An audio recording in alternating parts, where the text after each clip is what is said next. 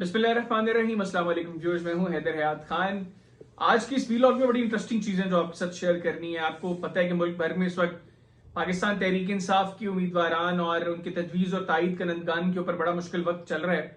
आज एक ऐसा ही दिलचस्प वाकया जो पाकिस्तान तहरीक इंसाफ के एक उम्मीदवार और उसके तजवीज़ और तायद कंदगान के साथ पेश आया, वो आपके साथ शेयर करूंगा। वाकया है जी सियालकोट डिवीजन का, और मैं अभी हल्के का नाम इसलिए नहीं लूंगा क्योंकि उसका फैसला अभी पेंडिंग है। हुआ कुछ यूं कि पाकिस्तान तहरीक इंसाफ के जो एक्सपेक्टेड कैंडिडेट थे उनके पीछे पुलिस पड़ी हुई थी। उनको गिरफ्तार करने के लिए उनके घर और मुख्तलिफ मकामात पर छापे मार रही थी, लेकिन उनको पहले से इल्म हो गया कि उनकी गिरफ्तारी के लिए पुलिस एक्टिव हो गई है, लिहाजा वो अंडरग्राउंड हो गए। फिर जब उन्होंने कागजात नामजदगी जमा करवाए तो उनके तजवीज और तायद कंदगान को गिरफ्तार कर लिया गया। जिस वक्त स्क्रूटनी थी, स्क्रूटनी के वक्त पुलिस के पास उन्होंने आरओ साहब से कहा कि जी मेरे तजवीज और तायद कंदगान जो है उनको पुलिस ने अरेस्ट कर लिया। तो पुलिस ने कहा जी कि हमारे पास नहीं है, उनके तजवीज और तायद कंदा हमारे पास नहीं है। लेकिन हलफनामे दे दिए पुलिस ने आरओ। हलफनामों में ये लिखा था तजवीज और तायद कंदा ने कि हमने इनके नॉमिनेशन पेपर्स के ऊपर साइन नहीं किए और ये जो दस्तखत इनके नॉमिनेशन पेपर पर है हमारे नाम से, ये गलत है। यानी एक जानिब पुलिस ने इनकार कर दिया कि वो हमारे पास नहीं है, और दूसरी जानिब पुलिस ने आरओ साहब को उनके वो हलफनामे भी जमा करवा दिए। बहरहाल उनके घर वाले फिर भी उनको ढूंढते रहे कि वो कहां पर हैं। नॉमिनेशन पेपर उनके रिजेक्ट हो गए। हुआ कुछ यूं कि उनको एक थाने में बंद किया गया था और उस थाने में एक पुलिस एहलकार की ड्यूटी लगाई गई थी कि आपने इनसे किसी की मुलाकात नहीं होने देनी। वो पुलिस एहलकार की साइट पर थे, एक और पुलिस एहलकार वहां पर सिक्योरिटी पर मामूर थे जो ड्यूटी सर अंजाम दे रहे थे। उनसे उन दोनों ने रिक्वेस्ट की कि यार ये कुछ पैसे लो और हमारी फोन पर हमारे घर वालों से बात करवा दो। उन्होंने वो पैसे लिए और घर वालों से फोन पर बातचीत करवाई। बातचीत जब हुई तो उन्होंने बताया कि हम फलाने थाने में फलानी जगह पर बंद है।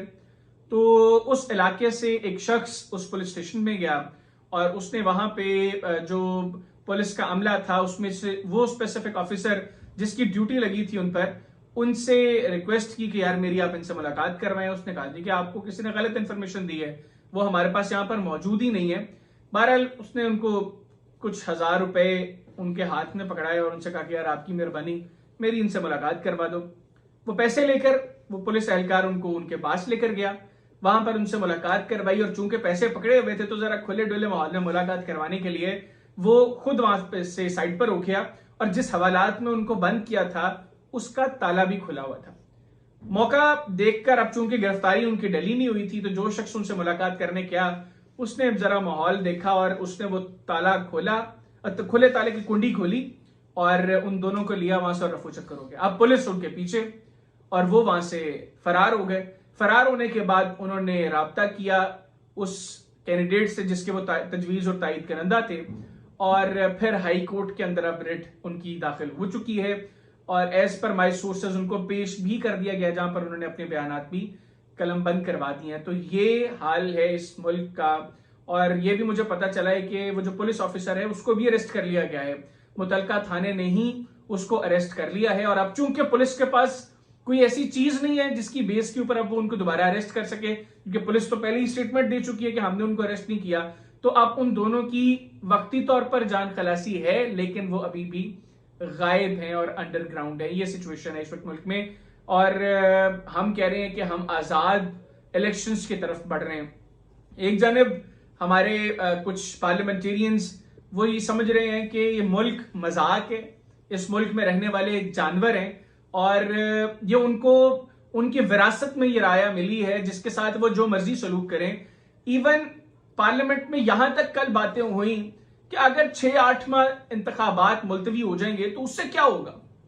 ये सोच और अप्रोच जिस पार्लियामेंटेरियन की है, मैं ये समझता हूं कि सबसे पहले उसको नाअहल करना चाहिए और जो फ्री एंड फेयर इलेक्शंस के रास्ते में जो भी हर्डल है उसको दूर करना चाहिए। क्योंकि अगर अवाम को सही मायनों में फ्री और फेयर इलेक्शंस नहीं दिए जाएंगे, अगर अवाम अपनी मर्जी से अपना हुक्मरान मुंतखब नहीं कर सकेगी, तो आप यकीन करें कि जो मर्जी आ जाए इक्तदार के अंदर, आप अरस्तू को लाकर यहां पर बैठा दें, आप किसी बड़े से बड़े लीडर को लाकर यहां पर बैठा दें, वो मुल्क के हालात को बेहतर नहीं कर सकता अनलेस वो आए इक्तदार में जिसको अवाम पसंद करेगी।